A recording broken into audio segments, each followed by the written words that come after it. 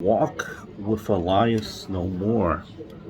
Um, kind of, well, we've seen vignettes that said that Elias is dead.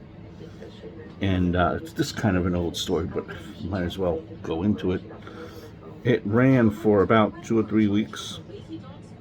The vignette simply stated it was on the tombstone how long his WWE career as Elias lasted.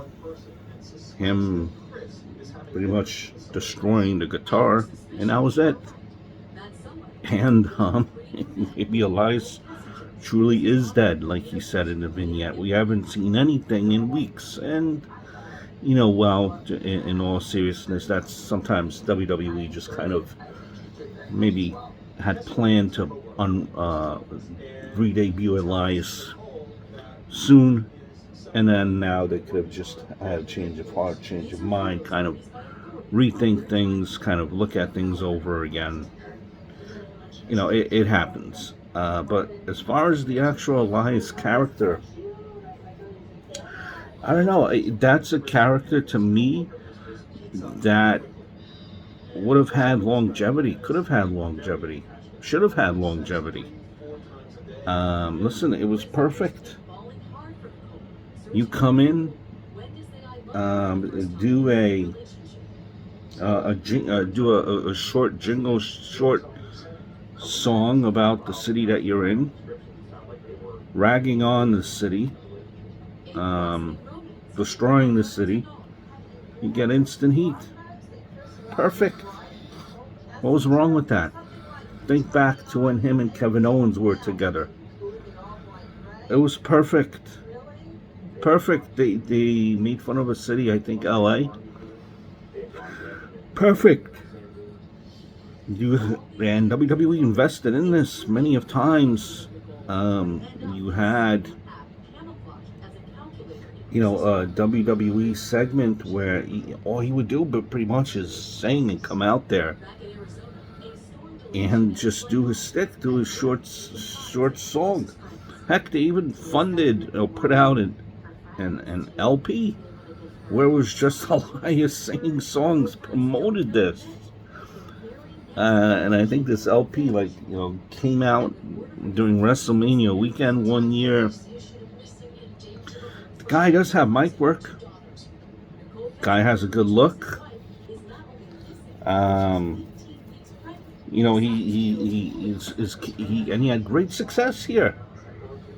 More success than NXT, which is usually the opposite.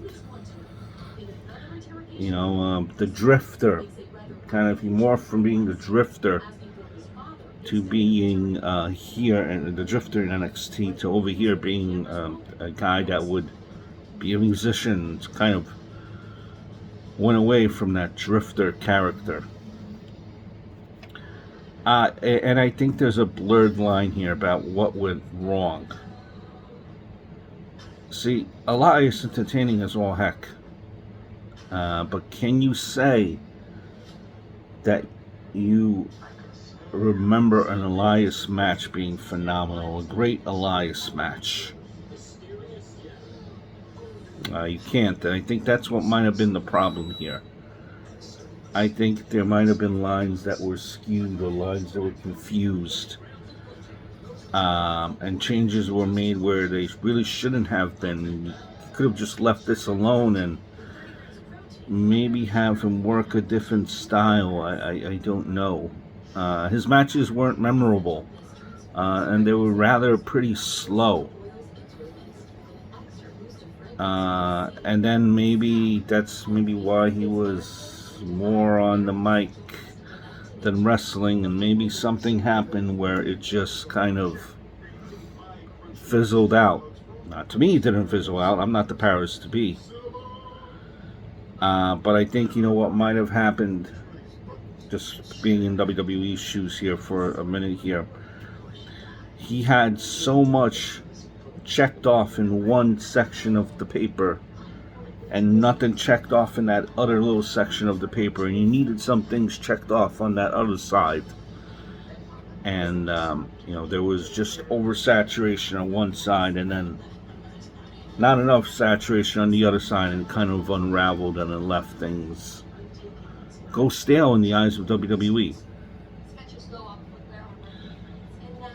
Listen, when the crowd came back, this would have been perfect. Walk with Elias. The crowd would participate. The crowd was into it. I don't know.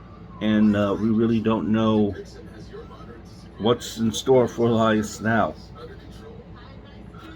Just with the big beard, big bushy beard, and the long hair. Again, he was wrestling, and his gear was jeans. You know, he could have been like the vicious drifter, Boston Strangler, The Hills Have Eyes, which, you know, it has been done time and time again. But that type of gimmick, that type of intimidation, a kind of a I don't know, a Waylon Mercy type, a cult figure. And yes, I know it's been done before, recent memory, real recent memory. But unless they were going to drastically change his look, I don't know what role he could have played. That's just the most obvious one that comes to mind. It's really sad. You really don't have an explanation as to why it really unraveled for Elias. I thought that character that he had longevity. I hope all is well.